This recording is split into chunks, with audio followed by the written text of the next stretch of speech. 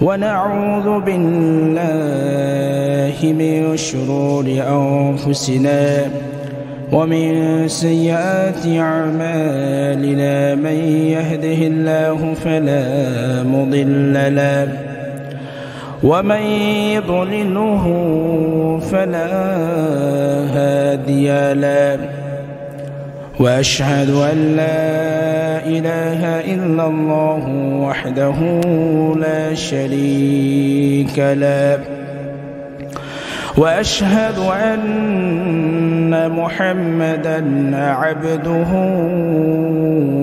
ورسوله هو الذي لا ضد له ولا ند له لا مثل له ولا مثيل له لا وزير له ولا كفيل له لا شبه له ولا سبيه له لا ولد له ولا والد له وهو الواحد الفرد الصمد لم يلد ولم يولد ولم يكن له كفوا أحد فسبحان الذي لا يحصى امتنانه باللسان ولا بالقلم ونشهد أن سيدنا وحبيبنا وطبيب أرواحنا محمد الذي أرسله بالحق بشيرا ونذيرا وداعيا إلى الله بإذنه وسراجا وقمرا منيرا أما بعد فقد قال الله تعالى في كلامه المجيد وفرقانه الحميد أعوذ بالله من الشيطان الرجيم بسم الله الرحمن الرحيم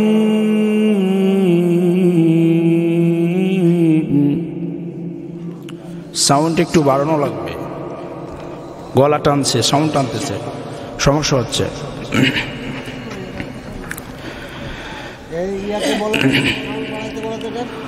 وَإِذْ أَخَذْنَا مِيثَاقَ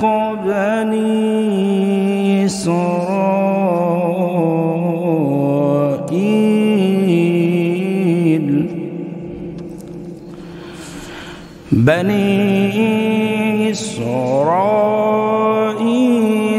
لَا تَعْبُدُونَ إِلَّا اللَّهَ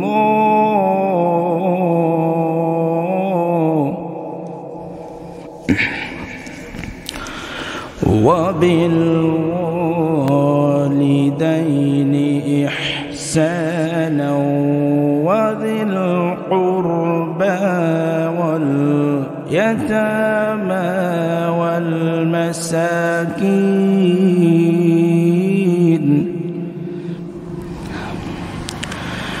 وقولوا للناس حسنا وأقيموا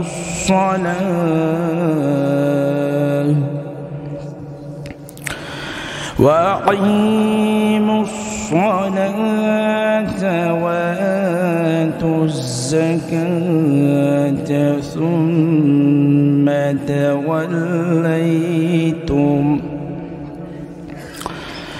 إلا قليلا منكم وأنتم معرضون.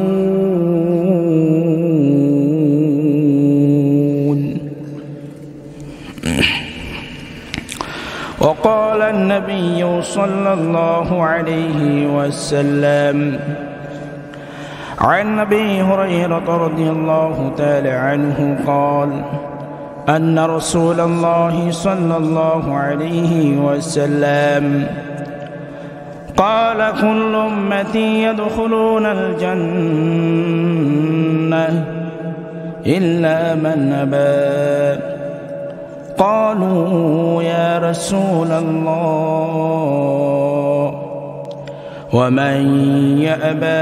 قال من أطعني دخل الجنة ومن عصاني فقد أبى. وقال الله تعالى في شان حبيبه إن الله وملائكته يصلون على النبي يا أيها الذين آمنوا صلوا عليه وسلموا تسليما. সকলে দুরূদ ইব্রাহিম পড়ি।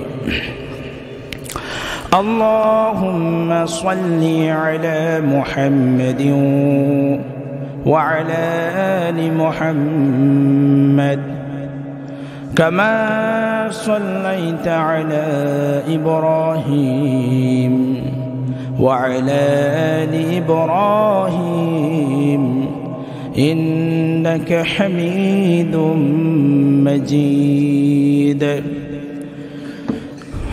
اللهم بارك على محمد وعلى آل محمد كما باركت على إبراهيم وعلى آل إبراهيم إنك حميد مجيد.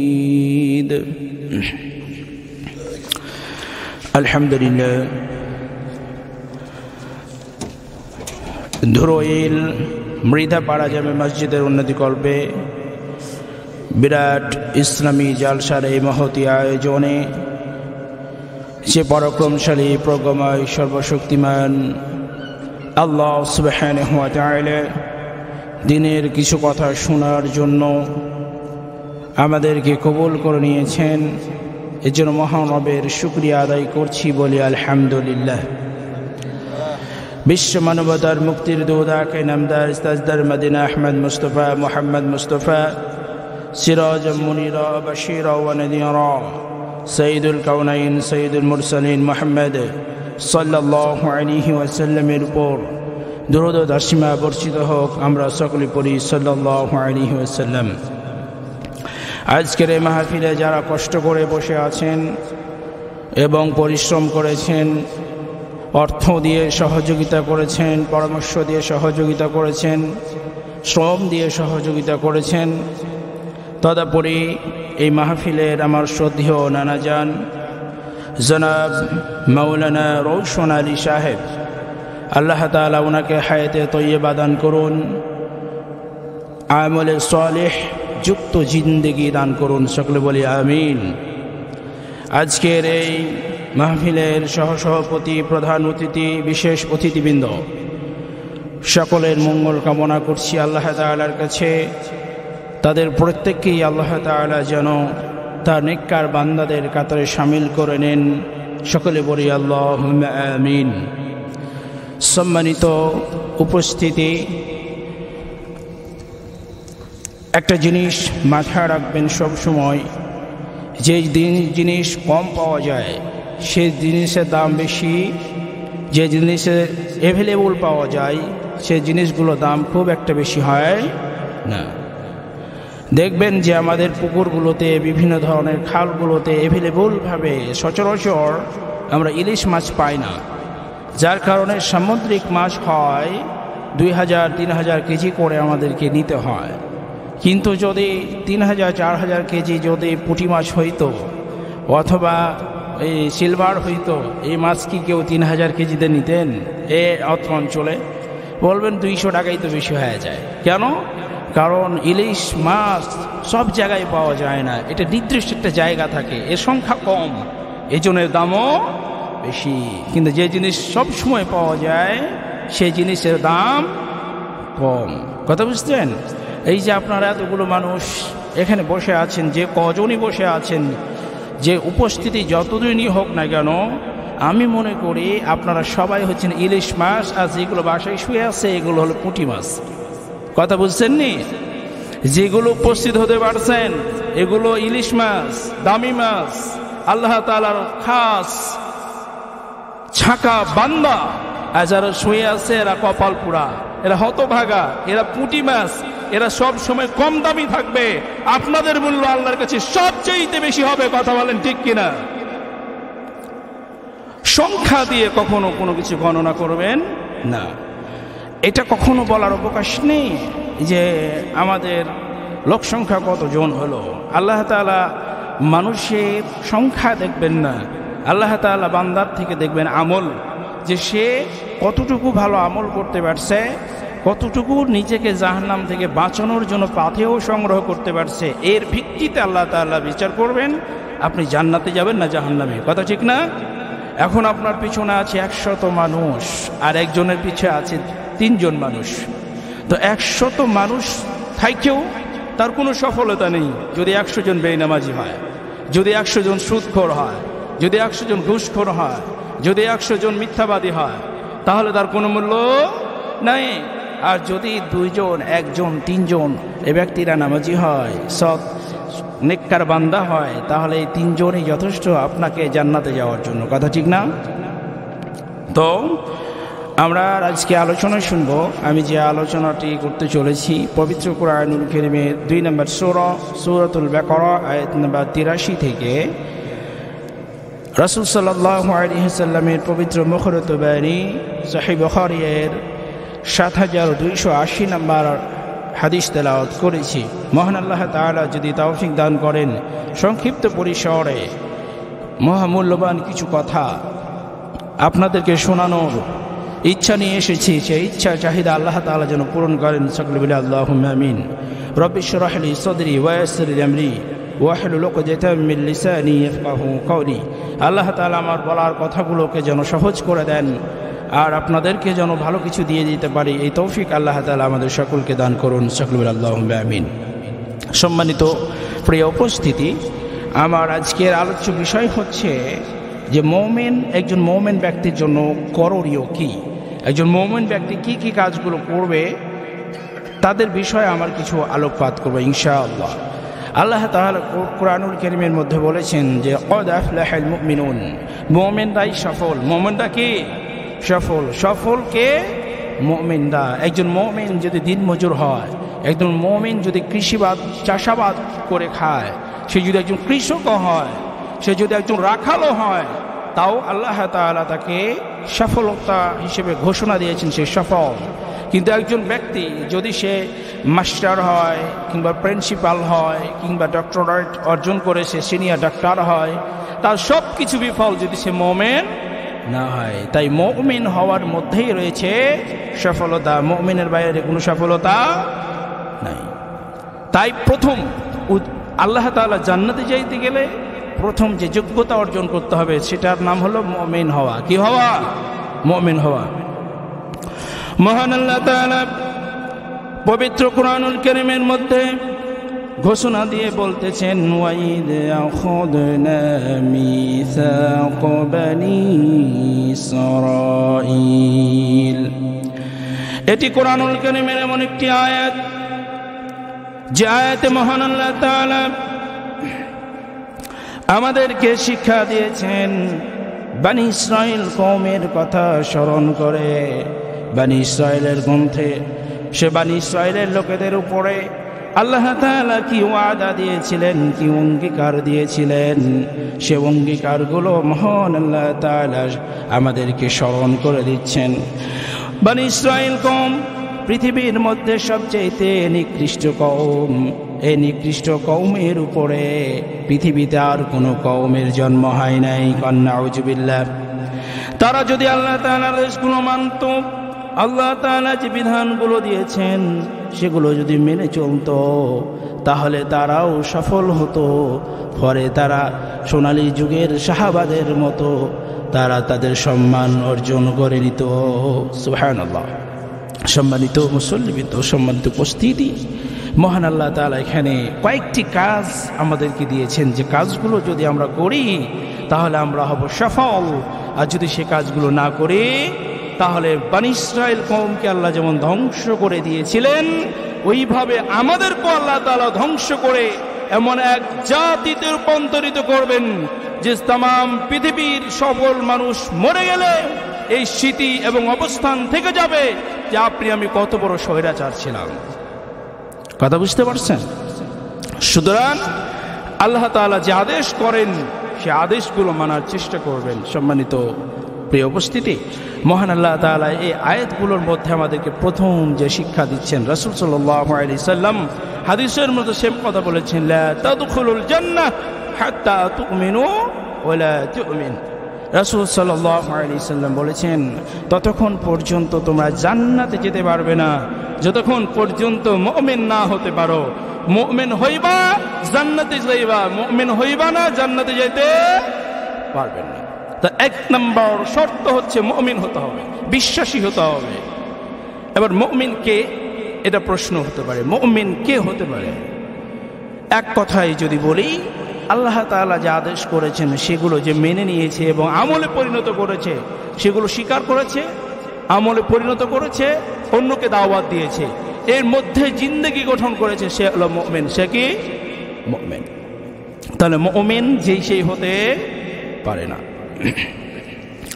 মহান আল্লাহ তাআলা এ কারণে কোরআনুল কারীমে ঘোষণা দিয়ে বললেন, وَإِذْ أَخَذْنَا مِيثَاقَ بَنِي إِسْرَائِيلَ বনি ইসরাইলের অঙ্গীকারগুলো তোমরা স্মরণ করো। আমি তাদেরকে যে অঙ্গীকারগুলো দিয়েছিলাম তার এক নম্বর অঙ্গীকার হলো লা তা'বুদুনা ইল্লাল্লাহ। এক নম্বর অঙ্গীকার হলো আমার গোলামি ছাড়া, আমার আনুগত্য ছাড়া কারো আনুগত্য ইবাদত করা যাবে না।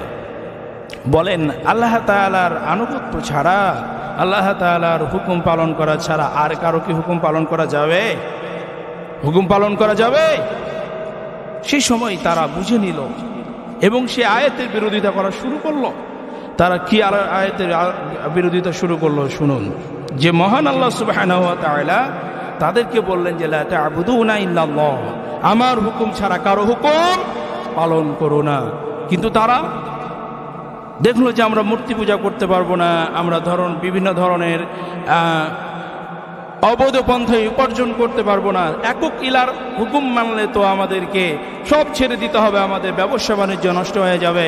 তাদের এই সব চিন্তা ভাবনা থেকে তারা আল্লাহ তাআলার বিরোধিতা করা শুরু করে দিল।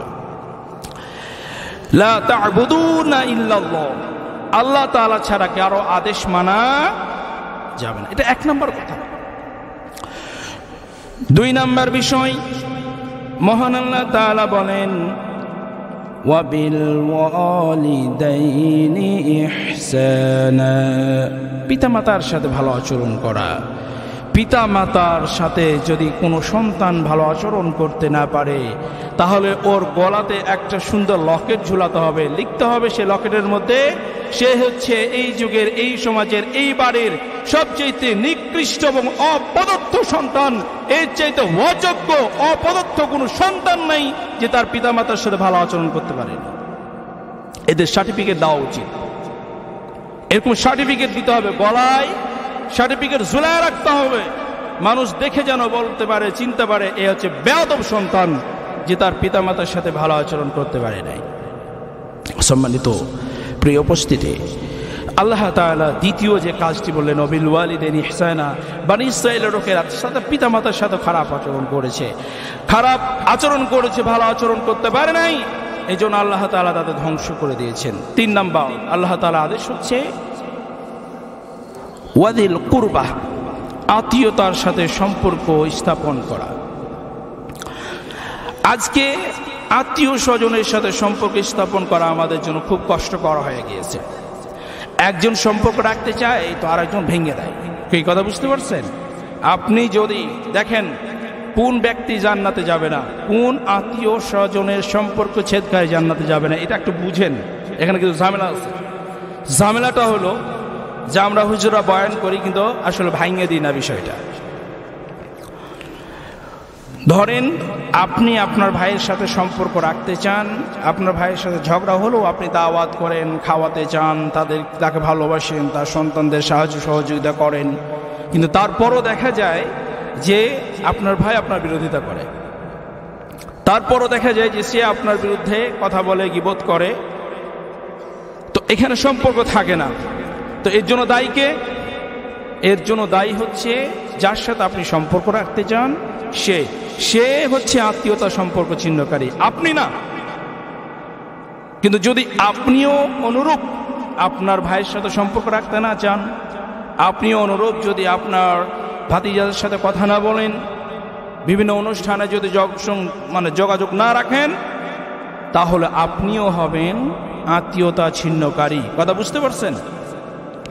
তার আগে আপনার ভাই আপনাকে ভালোবাসছে না, আপনার আত্মীয় স্বজন আপনাকে ভালোবাসছে না, কিন্তু তারপরও আপনি আত্মীয় স্বজনের সাথে কথা বলেন, তারপরও তাদের সাথে সম্পর্ক রাখেন, তারপর দেখলেন যে না আমি সম্পর্ক রাখতে চাই কিন্তু সে রাখতে চায় না, তখন আপনি সেফটি জোনে চলে যান, আপনার নিরাপত্তার স্থান আপনি চলে যান। এটা আপনার জন্য দোষের হবে না। কি বুঝতে পারছেন? ঝগড়া করার চাইতে, ফিতনা বাড়ানোর চাইতে নিজের সেফ নিরাপত্তায় থাকা ভালো। কথা কি বুঝতে পারছেন? তো আল্লাহ তাআলা 3 নাম্বার আদেশ হচ্ছে কি? ওয়াদিল কুরবা, যে আত্মীয়তার সাথে সম্পর্ক স্থাপন করো। এটা বনী ইসরাঈলদেরকে বলেছেন। 4 নাম্বার যে কাজ, ওয়াল ইয়াতামা, ইয়াতীমদেরকে ভালোবাসতে হবে। আজকের সমাজে আমরা ইয়াতীমদের খুব একটা ভালোবাসি না, ইয়াতীমদের সাহায্য সহযোগিতা করি না, ইয়াতীমদের খোঁজ খবর নিই না। এটা খুব গর্জিত কাজ। রাসূল সাল্লাল্লাহু আলাইহি সাল্লামের উপর আল্লাহ তাআলা বলেছেন কি? ফাআম্মাল ইয়াতীমা ফালা তাকহার। আল্লাহ তাআলা বলেছেন যে ইয়াতীমদের সাথে ভালো আচরণ করো, তাদের সাথে রূঢ় আচরণ করো না। ওয়ালা ইয়াহুদ্দু আলা তুআমিল মিসকিন। আল্লাহ তাআলা বলেছেন ফাযালিকাল্লাযী ইয়াদউল ইয়াতীম। ইয়াতীমদের সাথে আর ভালো আচরণ করতে হবে, সদাচরণ করতে হবে। তাদেরকে সুযোগ পাইলে ইয়াতীম বানানো যাবে না, তাদের সম্পদ লুণ্ঠন করা যাবে না, তাদেরকে ধ্বংস কিনারায় পৌঁছানো যাবে না। এরপর আল্লাহ তাআলা বলছেন ওয়াল মাসাকিন, মিসকিনদের সাথে ভালো আচরণ করো। মিসকিন কারা? মিসকিন হচ্ছে তারা যাদের অট্টালিকা ছিল, বাড়ি গাড়ি ছিল, হঠাৎ কোনো অসুখ বিসুখের কারণে, কোনো সমস্যার কারণে দেখা গেছে যে তার টাকা পয়সা সব শেষ হয়ে যাওয়ার কারণে সে এখন লোক লজ্জার ভয়ে মানুষের কাছে গিয়ে বলতে পারছে না, ভাই আপনি আমাকে সাহায্য করেন, সহযোগিতা করেন। লোকটার ছেলেও চাকরি করে, মেয়েও চাকরি করে, কিন্তু ছেলে মেয়ে চাকরি করলে কি হবে? তারা ওই লোকটার খোঁজও নেয় না, খবর নেয় না, লোকটার খাবার দাবারের ব্যবস্থা করে দেয় না, চিকিৎসার ব্যবস্থা করে দেয় না। ওই ব্যক্তিটাও মিসকিন। ওই ব্যক্তিটাকে মিসকিন। এমন সায়েল, এমন নিঃস্ব ব্যক্তি যে সম্মানের খাতিরে মানুষের কাছে সাহায্য চায় না, তাকে বলা হয় মিসকিন। তাকে কি বলা হয়? মিসকিন। মিসকিনদের সাথে ভালো আচরণ করতে হবে। এরপর আল্লাহ তাআলা বলেছেন ওয়াকুলু লিন-নাসি হুসনা। আল্লাহ তাআলা বলেছেন তোমরা হেদায়েতের উপরে থাকতে চাও, নাজাতের উপরে থাকতে চাও, তাহলে মানুষের সাথে কথা বলার সময় সুন্দর কথা বলো। মাইকটা তো খুবই জ্বালাচ্ছে, কণ্ঠ আমার শুকায় যাচ্ছে, কথা বলতে পারছি না। একটু পানি দেন তো। মাইক যদি ভালো না থাকে তাহলে কথা বলতে আমরা পারি না, অসুবিধা হয়। তাই করব। আপনারা কিছু মনে করেন, একটু পানি খাচ্ছি।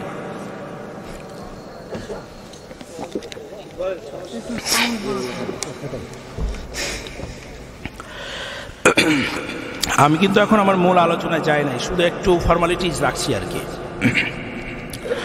এরপরে মহান আল্লাহ সুবহানাহু ওয়া তাআলা বললেন যে মানুষের সাথে যখন তোমরা কথা বলো তখন সুন্দর কথা বলো, এমন কথা বলা যাবে না যে কথার কারণে আপনার মুসলমান ভাই কষ্ট পায়, আপনার অন্য বেধর্মী মানুষও যেন কষ্ট না পায়, এমন সব কথা বলতে হবে। তাই ওয়াকুলু লিন্নাসি হুসনা, যখন কথা বলবেন তখন বিনয়ের সাথে কথা বলবেন। কথা কি বুঝতে পারছেন? তাহলে কি পাবেন? হেদায়েতের উপরে থাকবেন। এরপর আল্লাহ তাআলা আদেশ কি? ওয়া আকিমুস সালাহ, সালাত আদায় করো। যদি সালাত আদায় করেন তাহলে আপনি মুসলিম, সালাত না আদায় করলে আপনি কাফের। এলাকাতে একটা আইন চালু করবেন, আমি সব জায়গায় বলি, আমরা খুতবাতে বলি, যে ব্যক্তি নামাজ পড়ে তার জানাজায় যাইয়েন, জানাজা দিয়েন। আর যে ব্যক্তি নামাজ পড়ে না ওর জানাজা গেলে কবিরা গুনাহ হবে। কি গুনাহ হবে?